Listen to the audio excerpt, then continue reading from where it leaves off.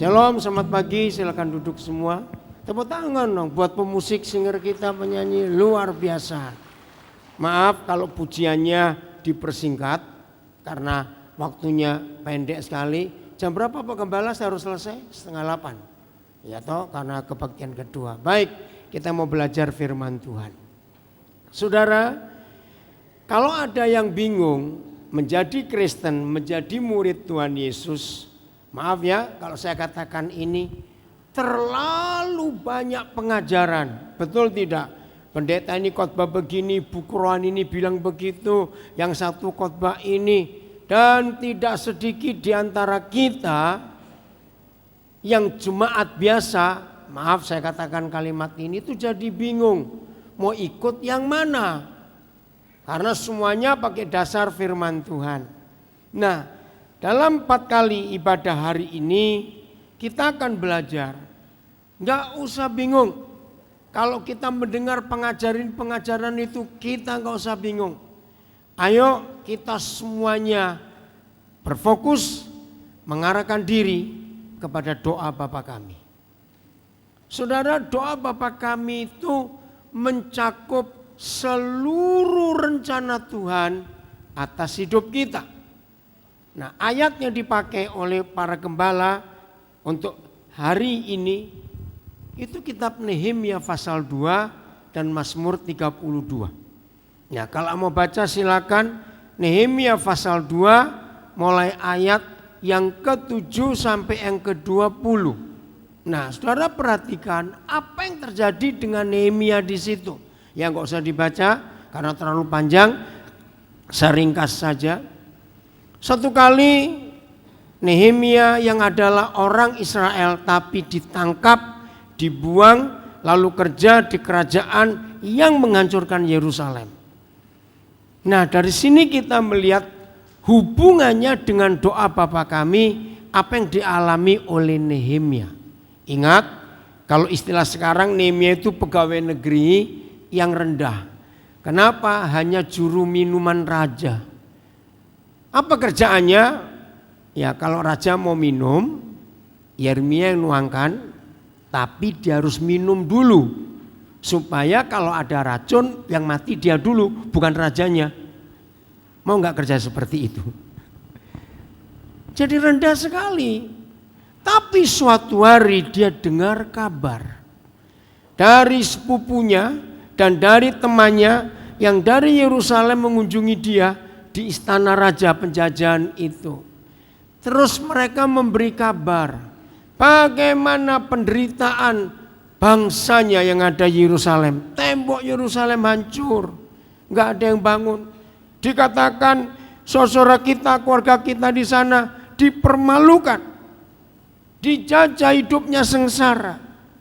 Nah, nanti baca ya, itu mulai pasal 1. Nah, ketika Nehemia mendengar itu, nah saudara perhatikan, sebagai seorang pegawai negeri yang cuma nuangkan minuman raja, mendengar berita negaranya hancur, tembok kota hancur. Zaman dulu tembok kota itu wibawa. Begitu tembok itu hancur, maka wibawa negara itu hancur. Ayo mikir, kalau toh dia orang kaya, mungkin dia mampu bangun tembok, tapi dia cuma pegawai negeri biasa. Nah, nanti baca ya, sikap hati ini yang gembala GCI Ebenezer ingin jemaat memiliki. Mendengar berita-berita jelek, mendengar kejahatan-kejahatan setan yang merusak banyak kehidupan. Tuhan mempertanyakan apa reaksi kita. Nehemia mendengar. Bisa nggak Nehemia cuek? Ah, bukan urusanku. Loh, cepat jawab, bisa nggak? Bisa. Tapi kitab Nehemia menulis luar biasa. Saudara perhatikan ini baik-baik. Dia berdoa dan berpuasa. mencari kehendak Tuhan. Dia ceritakan kepada Tuhan, dia nggak ngomong ke siapa-siapa. Itu di pasal 1. Nah begitu pasal 2, seperti biasa Nehemia mengerjakan tugasnya memberi minum raja. Tiba-tiba Roh Kudus bekerja di hati raja. Nah di sini kita belajar melakukan kehendak Tuhan. Tolong catat ya, melakukan kehendak Tuhan. Jangan pernah ngukur kemampuan kita, katakan amin. Saya ulangi lagi, melakukan kehendak Tuhan, jangan ngukur kemampuan kita. Karena tiap kali kita mengukur siapa kita, fasilitas, kapasitas yang kita miliki, semua kita pasti berkata, nggak mungkin. Lah Nehemia nggak ngukur itu, dia cuma berdoa. Cerita kepada Tuhan, hatiku hancur Tuhan, melihat bangsaku dihina dan semuanya. Di pasal 2, lalu Roh Kudus gerakkan Raja Artasasta. Kenapa mukamu muram selama berapa hari ini? Ada apa? Nehemia cerita, bukan dia yang minta, raja yang ingin tahu. Saudara catat. Maka itu biarlah ibadah hari ini membuat semua kita yang belajar firman Tuhan termotivasi untuk melakukan tindakan yang sama seperti Nehemia tanpa memperhatikan fasilitas atau apa yang kita punya. Aminkan lagi. Yang penting Tuhan cari hati. Saudara, luar biasa di pasal 2 yang jadi tema kita ini. Roh Kudus bekerja di hati raja. Terus raja nanya, jadi kamu perlu apa? Bayangkan. Akhirnya Nehemia bilang, boleh nggak aku kembali pulang nengok keluargaku, saudara-saudaraku di sana. Ternyata nggak cuma diizinkan, tapi baca baik-baik firman Tuhan ini. Nehemia diberi surat jalan.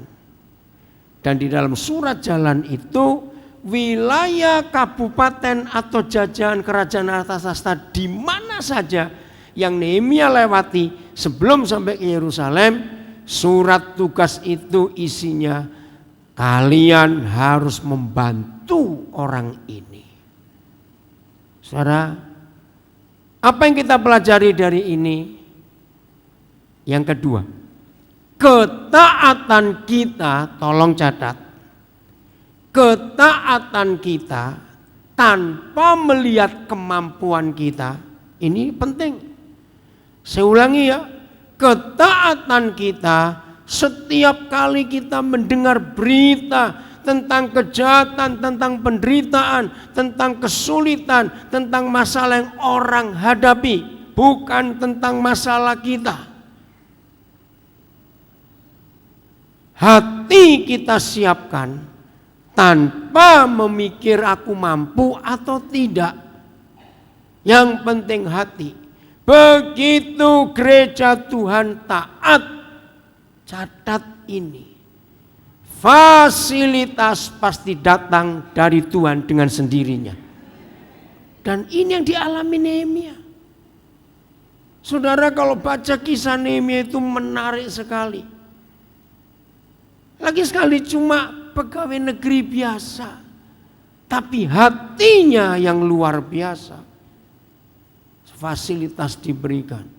Sejarah mencatat tembok itu jadi hanya karena seorang, bukan yang mampu, yang pintar, yang kaya, yang cakap, tidak, tapi karena orang yang taat. Maka itu mengerjakan apa saja yang Tuhan ingin kita kerjakan. Jangan pernah, lagi saya katakan, melihat kemampuan diri kita sendiri. Enggak mampu. Yang penting hati ini mau atau tidak. Dan cerita kisah ini enggak cuma terjadi untuk Nehemia. Saudara baca semua saudara kita yang dipakai oleh Tuhan. Mulai dari Nuh. No bisa buat kapal enggak?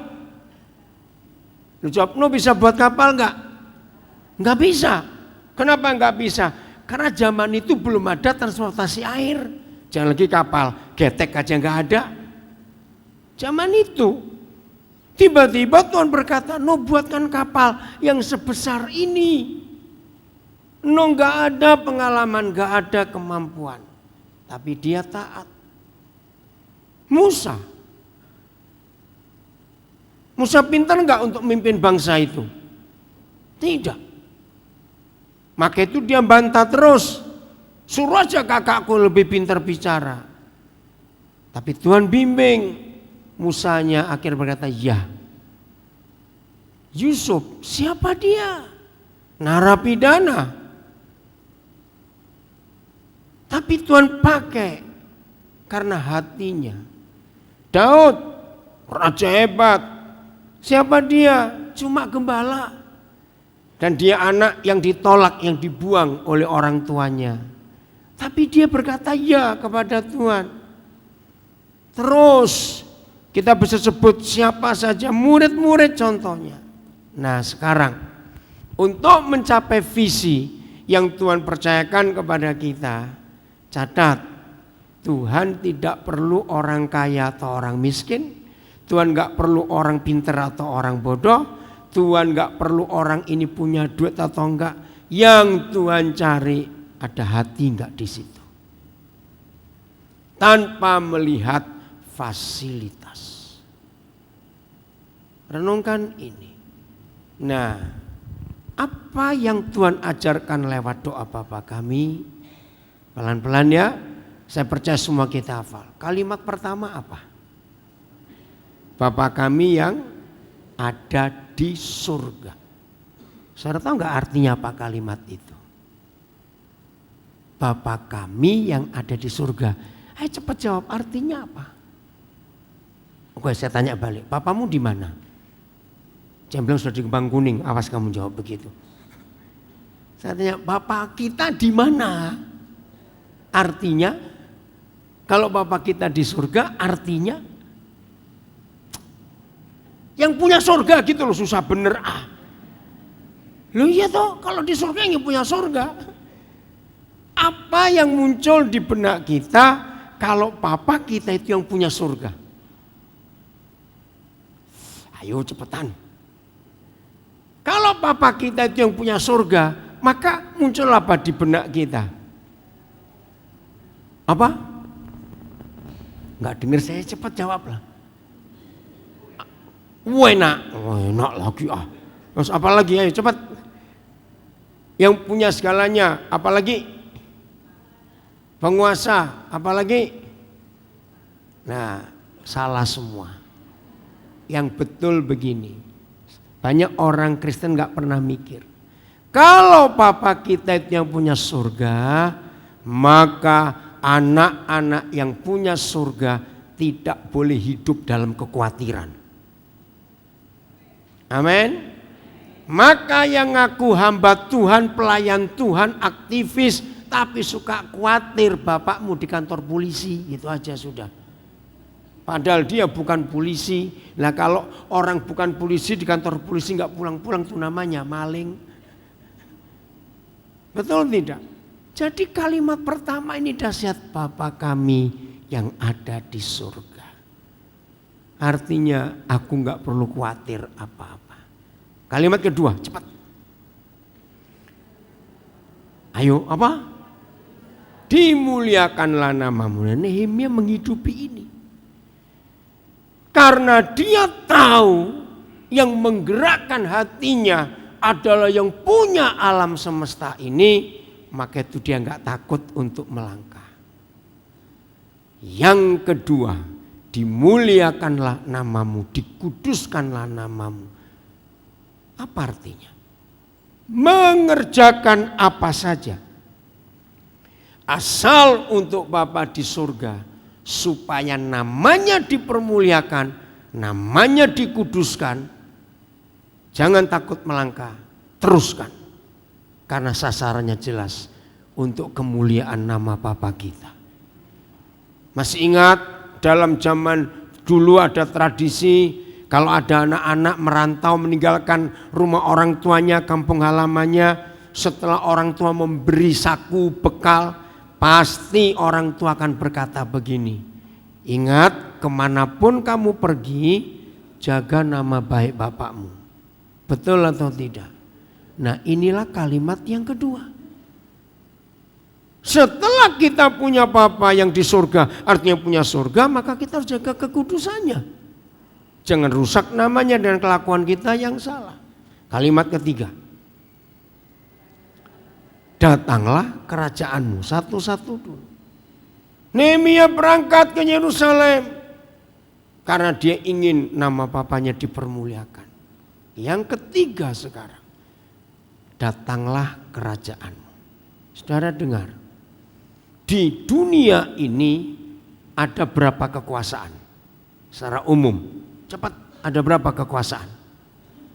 2. Betul? Siapa dengan siapa? Ayo cepat jawab, siapa dengan siapa? Tuhan dengan setan. Nah, ini masalahnya. Kalau bukan kerajaan Tuhan kita yang nyata di bumi, karena perintahnya datanglah kerajaanmu, maka kerajaan siapa yang nyata? Nah, saya tanya, sepengetahuan kita semua sekarang ini, di sekitar kita, nggak usah bilang di Amerika, di Irak atau Suriah perang terus, nggak, di Surabaya saja. Yang nyata kerajaan surga atau kerajaan setan? Lah ya cepat jawab. Kerajaan kejahatan.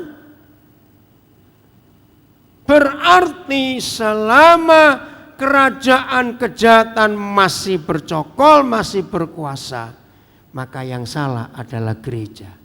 Karena gereja tidak berhasil mendatangkan kerajaan surga ke bumi. Betul? Maka itu Nehemia berani, karena dia tahu kerajaan surga harus nyata di Yerusalem. Mari kita lihat, gak usah jauh-jauh ke tetangga, maaf. Sampai hari ini dunia masih mengakui untuk melihat surga dan melihat neraka. Ini dunia loh, ini bukan orang Kristen. Saya ambil contoh dunia. Untuk melihat surga dan neraka, orang pasti nyebut apa? Melihat kemana? Masa nggak tahu? Untuk melihat surga atau neraka di dunia ini, orang melihatnya kemana? Keluarga. Ke rumah tangga, saudara. Maka itu sampai hari ini ada kalimat, keluargamu, rumah tanggamu seperti apa atau seperti apa, cepat. Ada enggak? Keluargamu kok kayak pasar gitu? Enggak ada bukan? Tapi kayak apa? Cepatan. Surga atau neraka. Jadi ini hal yang luar biasa. Untuk melihat surga dan melihat neraka, ternyata tempatnya sama, yaitu keluarga. Renungkan, iya atau tidak? Saya tanya dengan jujur. Jadi sepengetahuan kita semua akhir-akhir ini, kalau kita melihat keluarga secara umum, lebih banyak ke seperti surga atau seperti neraka? Maaf saya tanya. Termasuk keluarga Kristen. Nah, ini tugas kita. Bagaimana mendatangkan surga ke bumi. Bukan di mall, bukan di terminal, di bandara, tapi di rumah kita masing-masing. Datanglah kerajaanmu. Kalimat berikut, jadilah kehendakmu. Renungkan. Kehendak Nehemia, dia nggak mau repot-repot. Hidup sudah enak kok, kerja nggak berat, cuma nuangin minuman. Kalau raja nggak haus ya dia nganggur, tetap digaji lagi. Tapi kalau dia pulang ke Yerusalem, tanggung jawabnya berat, jauh lebih berat daripada dia jadi juru minuman raja. Tapi Nehemia tahu itu kehendaknya, bukan kehendak dia. Ngerti? Jadilah kehendakmu. Saudara, Kegagalan kekristenan bukan karena tidak ke gereja. Kegagalan kekristenan bukan karena tidak berdoa. Kegagalan orang Kristen bukan karena tidak melayani. Kegagalan orang Kristen bukan karena tidak hafal ayat Alkitab. Catat, kegagalan orang Kristen itu karena belum bisa menaklukkan kehendaknya sendiri. Betul atau salah kalimat ini? Ini satu-satunya pergumulan Tuhan Yesus yang tercatat di Alkitab. Selama Tuhan Yesus hidup, dia enggak pernah bergumul untuk yang lain. Hanya satu dia bergumul. Sampai keringatnya campur darah. Masih ingat bergumul untuk apa itu? Bukan kehendakku yang jadi, tapi kehendakmu. Bayangkan kalau dia adalah Tuhan, tapi perlu bergumul, perlu berjuang untuk melawan egonya sendiri. Apalagi kita yang pada doyan duit begini, enggak ngaku lagi. Betul? Maka kita harus lebih berat pergumulan kita untuk berkata, jadilah kehendakmu. Saudara, disinilah kuncinya doa Bapa kami. Artinya, kalau gereja Tuhan tidak berhasil membuat kehendak Tuhan yang jadi, berarti yang jadi kehendak siapa? Kehendak diri sendiri. Dan kita tahu 100% kehendak diri sendiri itu hubungannya pasti dengan dosa. Katakan dia. Semua keinginan kita pasti hubungannya dengan dosa. Maka itu penting sekali untuk melihat fakta ini. Jadilah kehendakmu. Pokoknya cuma ada satu di antara dua. Kalau bukan kehendak Tuhan yang jadi, pasti kehendak setan yang jadi. Saya tanya lagi, apa yang saudara lihat hari-hari terakhir ini? Kehendak Tuhan atau kehendak setan yang jadi di dunia ini? Kehendak setan. Coba fakta yang terakhir dengan virus corona itu. Ayo kita mikir. Virus Injil atau virus corona yang seharusnya lebih hebat, lebih dahsyat? Ayo jawab, seharusnya virus siapa? Virus Injil. Tapi kenapa nggak sehebat virus corona? Jawabannya, karena agen-agennya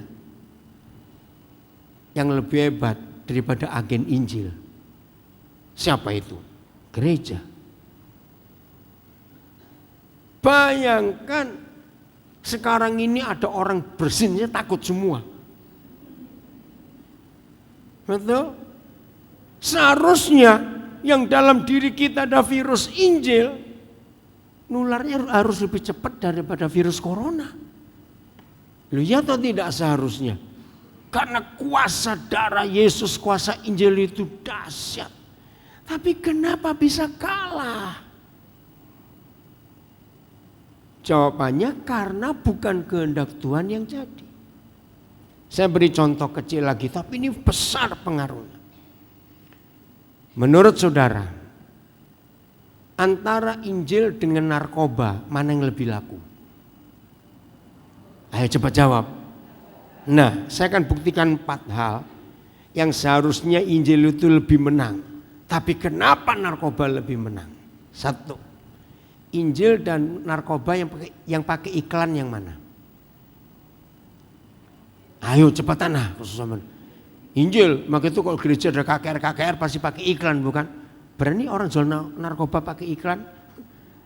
Nah, yang nggak pakai iklan, kenapa lebih laku dan pakai iklan?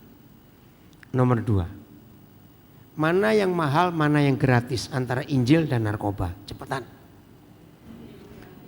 Narkoba mahal. Seharusnya ngelaku yang mana? Yang gratis dong ya.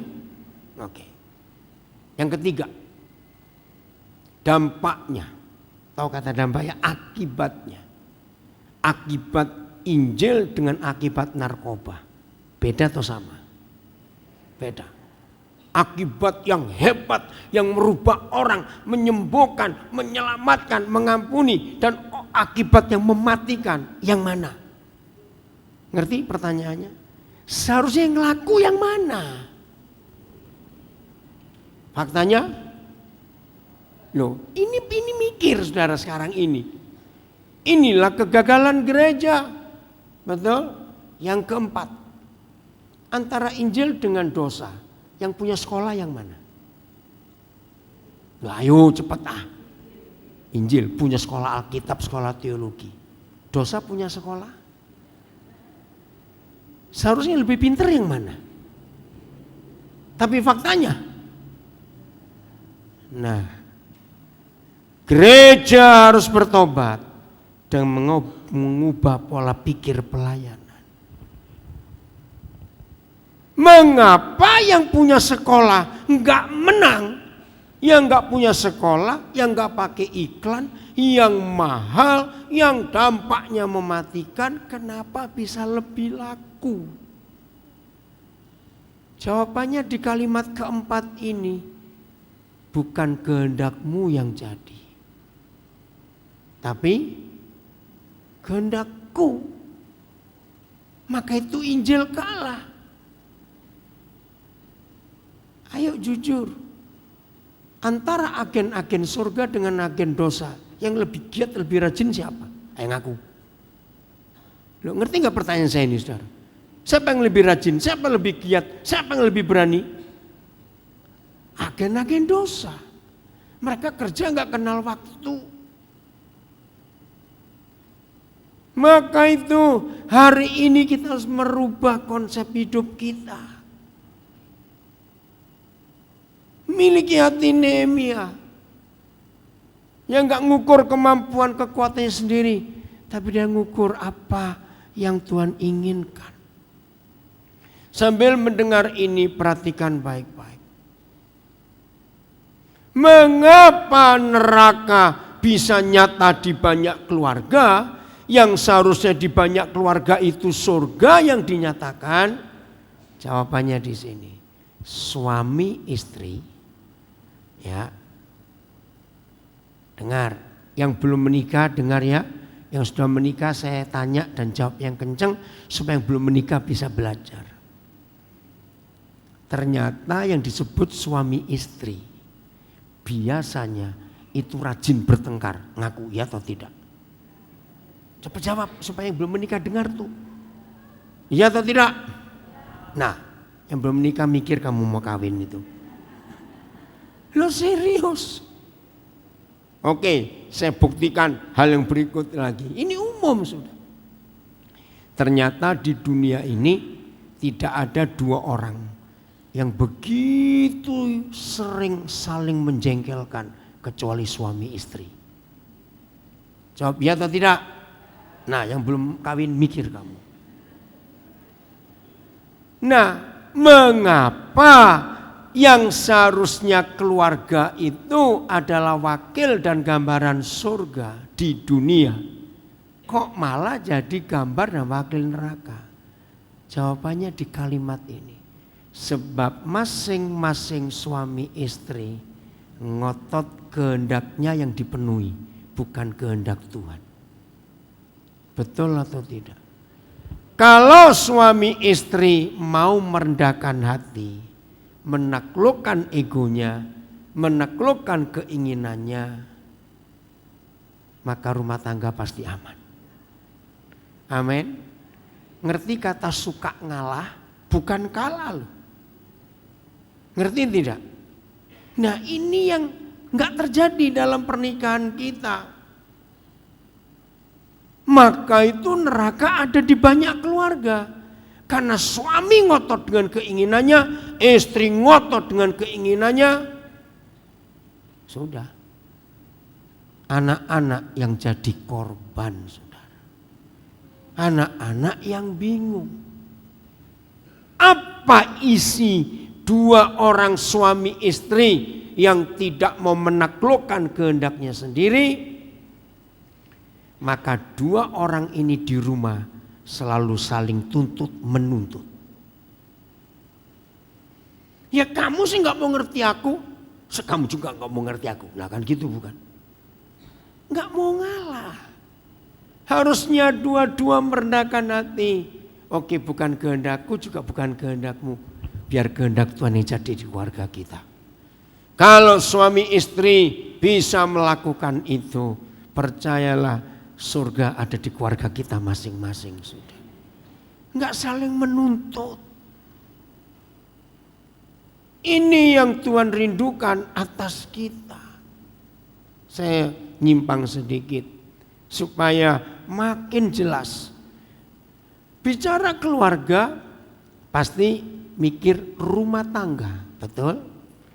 Nah kalau bicara rumah tangga maka kita mikir rumah. Kalau bicara rumah kita harus mikir tiang. Minimal satu rumah berapa tiang? Awas kamu bilang 3, awas ya. Berapa? 4. Nah saya cari di Alkitab mana ada ayat tentang keluarga, tentang kasih, tentang pernikahan yang 4 tiangnya. Ternyata Roh Kudus tunjukkan. Kita buka 1 Korintus 13 ayat yang ke-7. 1 Korintus 13 ayat yang ke-7. Inilah 4 tiang utama dalam keluarga. Tiang pertama, kasih itu ngapain? Menutupi segala sesuatu. Apa lawan katanya menutupi? Membuka. Tolong perhatikan suami istri. Setelah kita menjadi suami istri dalam nama Yesus, jangan suka buka-buka ungkit-ungkit yang dulu-dulu. Setuju? Setan ingin merusak 4 tiang pernikahan kita. 1, ketika suami istri tidak hidup dalam kehendak Tuhan, berarti 2 orang itu hidup dalam kehendak setan, gitu aja sudah. Dan hidup dalam kehendak setan sulit melupakan kesalahan masa lalu dan suka ngungkit. Maka itu kalau sudah menikah tidak boleh ada kata ingat dulu ya, ingat dulu. Pasti rusak rumah tangga kita. Maaf, segoblok-gobloknya orang goblok jadi goblok beneran ini. Kalau diungkit-ungkit dia marah atau diam? Cepatan jawab. Marah, apalagi yang pintar itu maksudnya. Maka itu suami istri tutup semuanya. Selalu ngelihat yang hari ini dan yang ke depan. Katakan amin. Yang kedua, kasih itu apa? Percaya berapa hal? Segala sesuatu. Ternyata dari 4 tiang, tiang nomor 2 ini yang paling penting. Bagi Tuhan, sebuah pernikahan itu cerai tidak perlu ke pengadilan. Enggak perlu. Di hadapan Tuhan, suami istri yang sudah saling tidak mempercayai, maka 2 orang itu sudah cerai sah di hadapan Tuhan. Karena enggak saling percaya lagi. Catat. Maka itu tiang kedua paling mudah dirusak oleh iblis dengan kata curiga. Sebelum curiga, asumsi, kira-kira, mungkin, jangan-jangan.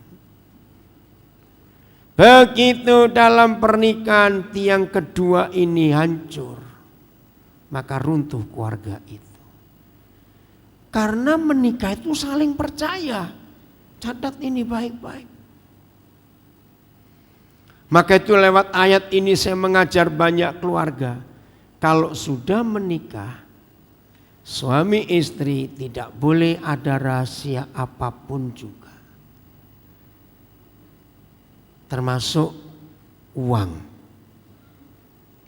Suami istri boleh punya nomor bank, tabungan, rekening yang berbeda di bank apa saja silakan. Tapi jumlah harus saling tahu. Hanya Tuhan Yesus satu-satunya pribadi di alam semesta ini yang pernah berkata, sebab di mana ada apamu, di situ ada apamu. Teruskan. Sebab di mana ada hartamu, di situ ada hatimu. Nah sekarang, jadi kalau suami istri pisah harta, yang pisah apanya? Lah ayo dong, yang pisah apanya? Hatinya. Apa artinya sudah suami istri tapi pisah hati? Ayo, apa itu artinya? Cerai. Maka itu jujur. Banyak hamba Tuhan pun antara suami istri hartanya masih pisah karena takut. Tidak sedikit keluarga Kristen saling merahasiakan jumlah uangnya, hartanya. Bahkan dalam ayat ini suami istri punya kartu ATM, PIN-nya harus saling tahu. Awas kamu ganti PIN tiap 2 jam.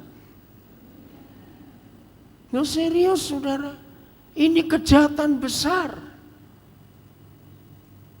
Jadi kalau sampai suami istri nggak saling percaya, hancur. Perhatikan baik-baik. Kalau suami istri lagi berdua, nggak ada orang lain. Salah satu HP-nya bunyi. Yang punya HP nggak boleh pamit. Aku minggir dulu ya. Awas kamu. Pasangan kita harus ikut dengar yang telepon siapa dan bicara apa. Katakan amin. Awas saudara. Waktu berak tidak boleh bawa HP. Awas. Karena takut diintip dan dicek. Awas saudara. Pokoknya suami istri nggak boleh ada rahasia apapun juga. Lu katakan amin. Ini yang Tuhan inginkan, jadilah kehendak-Mu.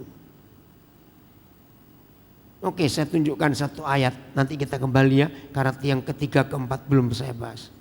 Hukum ini ada sejak Kejadian. Kita buka Kejadian 2, ayat yang ke-25.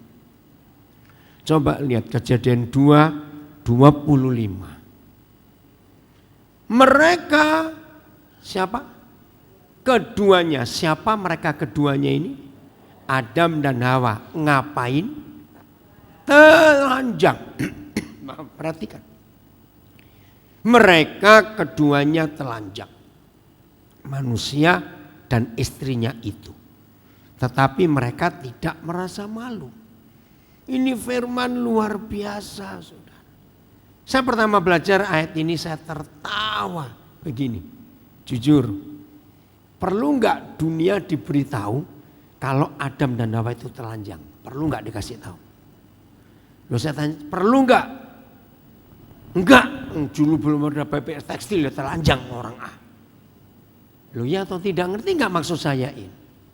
Loh ini kok nggak jawab? Perlu nggak dunia dikasih tahu kalau Adam dan Hawa itu telanjang? Tidak, semua orang tahu mereka telanjang. Ternyata firman ini adalah pesan surga yang paling penting untuk semua pernikahan. Bahwa suami nggak boleh pakai penutup apa-apa di depan istrinya. Istri nggak boleh pakai penutup apa-apa di depan suaminya. Harus terbuka total.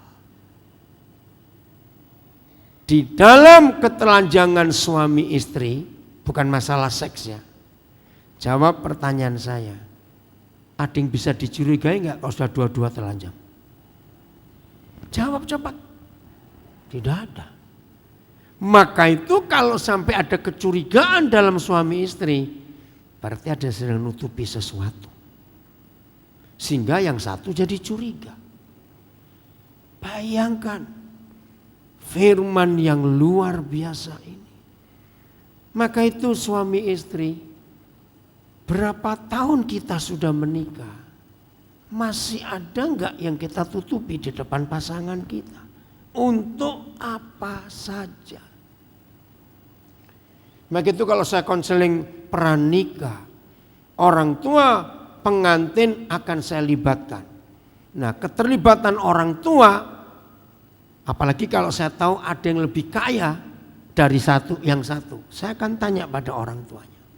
Jadi nanti ibu bapak akan beri sesuatu enggak kalau anak menikah? Oh iya. Terus saya tanya yang kedua, yang bapak ibu beri itu untuk dia, untuk anaknya saja, atau untuk mereka? Kalau sampai orang tua ini bilang, oh enggak, besanan kami miskin, kami hanya kasih anak kami. Baik, saya akan sampaikan ke anaknya, papa mamamu akan kasih kamu sesuatu, tapi bukan untuk kalian, itu hanya untuk kamu. Terima dan titipkan kembali, jangan kamu bawa. Kenapa saya beri hukum itu? Cepat. Kenapa saya beri? Apalagi orang-orang Tionghoa ini, saudara. Kenapa saya beri hukum itu? Ayo cepetan, jamnya jalan terus ini. Apa?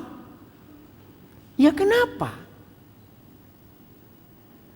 Nggak dengar. Kenapa kalau ada orang tua mau nikahkan anak dan harta atau sesuatu dibilangnya untuk anaknya bukan untuk keluarga anaknya, saya suruh kembalikan, kamu terima, titip kembali. Supaya tidak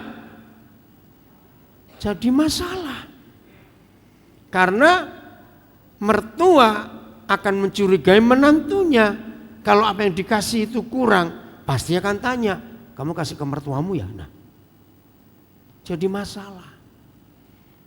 Tapi kalau ada orang tua sebelum anaknya nikah sudah pesan dulu kepada saya sebagai pendeta akan berkati, tolong ya Pak, nanti anak-anak itu harus pisah harta. Langsung saya batalkan pernikahan itu. Apa satu-satunya alasan sebelum anak menikah orang tua minta pisah harta? Alasannya apa? Ayo cepetan, alasannya apa?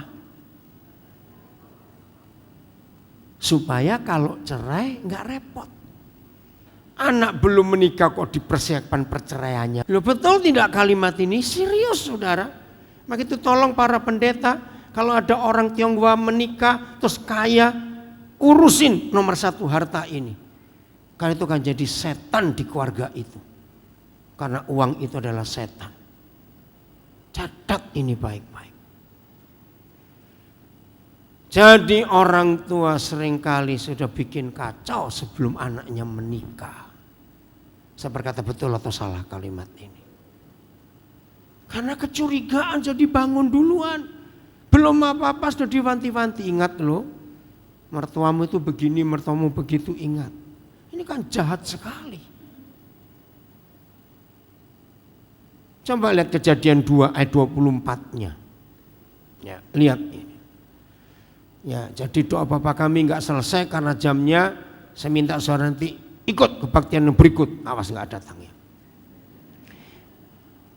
Baca sama-sama Kejadian 2:24. 1, 2, 3. Sebab itu seorang laki-laki akan meninggalkan ayahnya dan ibunya dan bersatu dengan istrinya sehingga keduanya menjadi satu daging. Ini firman untuk siapa? Waktu itu loh, cepetan. Untuk Adam dan Hawa. Saya tertawa lagi baca ayat ini. Kenapa tertawa? Adam dan Hawa itu kan pernikahan pertama di dunia. Berarti sudah punya orang tua dan mertua atau belum? Lah terus ini untuk siapa? Lo ngerti gak maksud saya? Sudah jelas mereka adalah pernikahan pertama di dunia yang gak punya orang tua, gak punya mertua. Ngapain ada firman seperti ini? Hari ini terjawab. 90 sekian persen rusaknya rumah tangga karena orang tua ikut campur di keluarga anak. Betul atau salah kalimat ini? Maka itu kalau saya konseling pranikah, anak mama gak boleh dikawinkan. Mbok-mboken, tahu kata mbok-mboken? anak mama cocoknya kawin dengan mamanya sendiri. Betul tidak kalimat ini?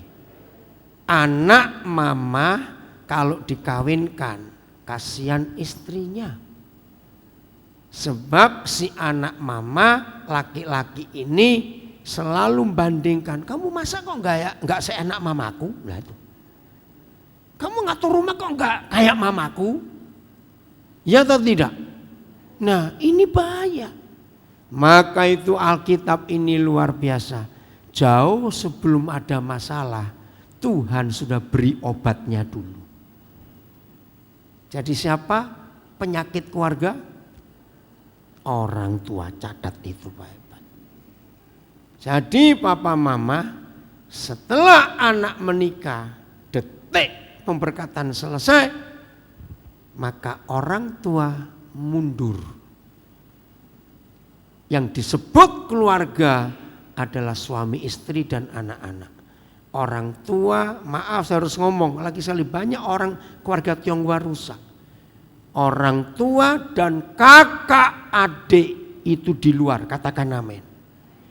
Berapa banyak rumah tangga Tionghoa berantakan. Adik kakak suruh bantu ngurusi, ponakan suruh bantu ngurusin. Ada enggak yang seperti itu? Dan ini salah besar di hadapan Tuhan. Maka itu firman ini luar biasa. Jadi suami istri, kepercayaan itu penting. Arti berikut ayat ini, seorang laki-laki, anak laki-laki keluar. Walaupun anak tunggal, mama sudah janda. Kalau mau tetap dekat, cari rumah ada pavilionnya. Mama tinggal di samping, jangan marah dulu saya ngomongin. Kenapa? Logikanya, 2 dapur nggak mungkin ada 2 koki. Betul atau salah kalimat ini? Jadi sejak zaman dulu surga sudah memberi peringatan bahwa mama mertua dengan mantu perempuan itu sulit untuk akur karena memang beda. Maka itu ditulis seperti ini.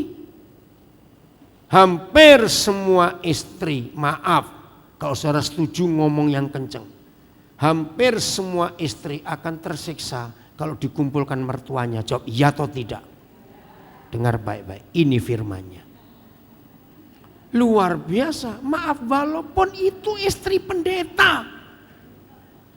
Tetap hal berikut, kenapa orang tua gak boleh ikut campur keluarga anak? Cucu bisa rusak di tangan oma dan opa. Betul atau salah?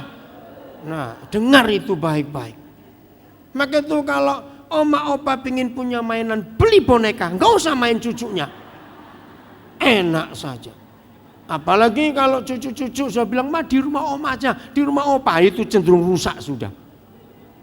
Hebat firman ini saudara, ngaturnya luar biasa. Setuju ya? Mikir. Maka itu anak laki-laki dengar, belajar dari burung, itu kata Tuhan Yesus.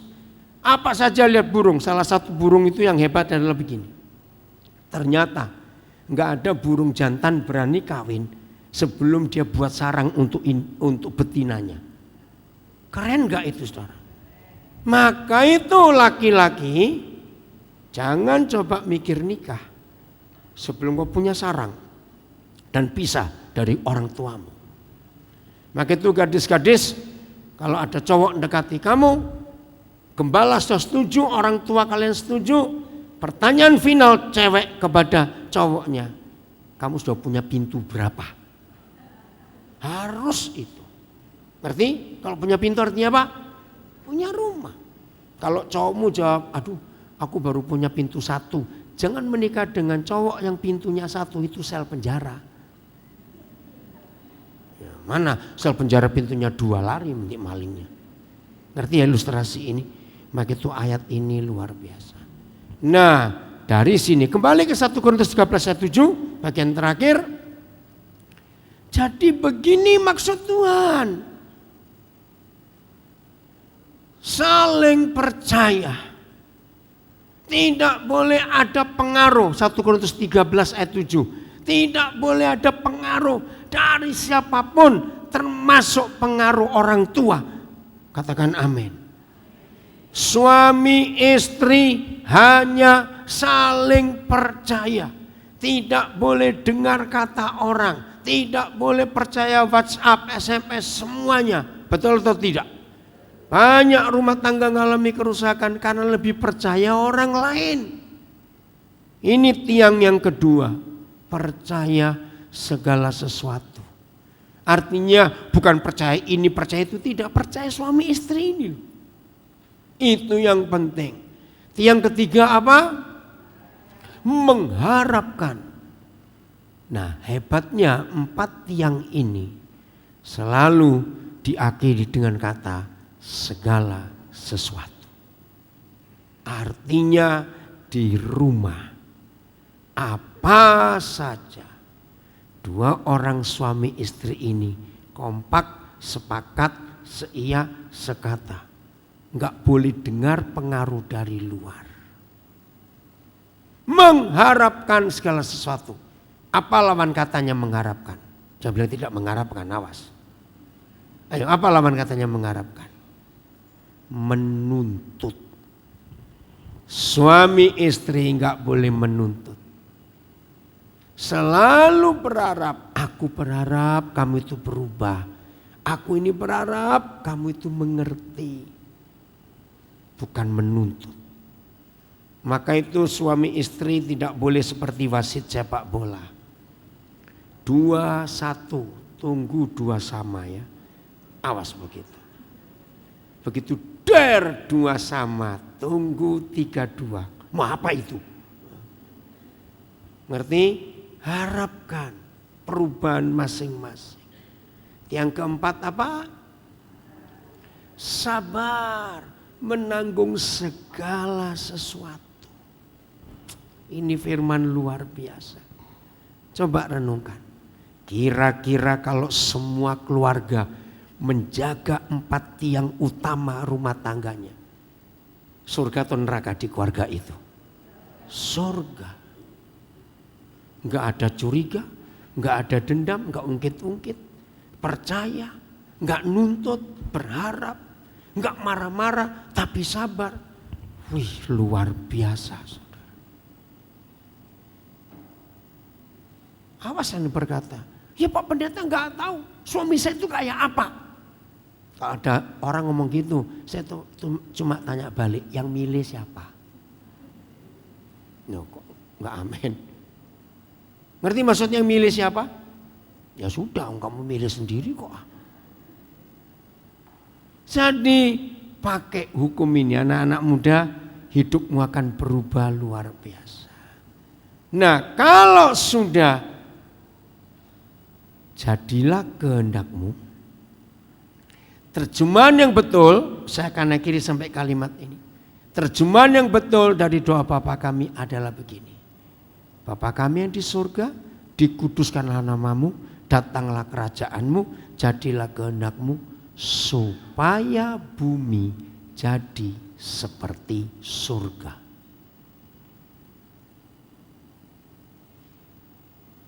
Hebat enggak kalau begitu? Ingat loh, kalau bukan kerajaan Tuhan, kerajaan siapa? Setan. Kalau bukan kehendak Tuhan, pasti kehendak setan. Maka kalau semua itu setan, maka bukan surga yang pindah ke bumi, tapi neraka yang pindah ke bumi. Jadi jangan sibuk dan bingung dengan banyak pengajaran yang macam-macam sekarang ini. Dan yang menyedihkan, semua hamba Tuhan pasti berkata, kami pakai ayat Alkitab. Memang. Tapi kenapa bisa keluar tafsiran ini? Keluar tafsiran itu hari ini arahkan diri kita kepada doa Bapa kami. Itu kerinduan Bapa kita di surga yang luar biasa. Saya cuma ajak sedikit, setelah itu baru berikanlah kepada kami makanan kami yang secukupnya. Saudara, ini luar biasa. Mintanya secukupnya, Artinya apa secukupnya itu? Pas. Percaya nggak papa nggak memberi pas? Berinya apa? Lebih. Betul? Aneh bukan? Mintanya secukupnya, kok dikasih lebih? Ada yang tersinggung. Enggak mungkin. Buktinya, kenapa badan bunder-bunder begitu kan dapat lebih masalahnya. Maaf, jangan marah. Betul? Nah, ternyata begini. Ada banyak orang di sekitar kita yang gak punya papa sebaik papa kita. Waktu orang-orang di sekitar kita lapar, maka papa yang baik titip ke kita. Waktu kita minta secukupnya, papa beri lebih, maksudnya kamu bagi ke mereka. Nah, yang amin cuma 2, yang lain pelit semuanya. Pura-pura budek kamu, gak dengar. Amin. Telat. Hebat gak papa kita itu? Maka kalau orang-orang yang lapar ikut kenyang bersama kita, karena papa titip ke kita berkatnya, maka mereka pun menikmati surga. Amin. Inilah hati Nehemia itu. Inilah yang Tuhan mau atas kita. Maka itu ada 3 ayat dalam perjanjian baru. Orang pelit enggak berzina, enggak membunuh, tapi pelit tetap masuk neraka. Dengar baik-baik. Lu serius 3 ayat. Tuhan Yesus berkata 1, Paulus 1, kitab Wahyu 1. Orang pelit masuk neraka, catat. Walaupun gak berzina, gak membunuh, gak apa. Ngeri. Mau berubah mulai hari ini? Betul? Ingin surga, bumi jadi seperti surga? Harus, kalau tidak jadi seperti neraka. Anak-anak muda yang belum menikah, tunggu Tuhan. Apa yang Tuhan mau katakan kepada saudara? Maka pernikahanmu akan jadi surga di dunia betul-betul.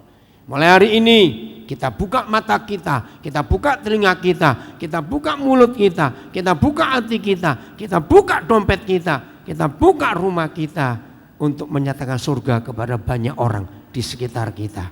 Amin. Selamat menjadi pelaku firman, selamat menjadi pelayan Tuhan. Tuhan memberkati kita semuanya.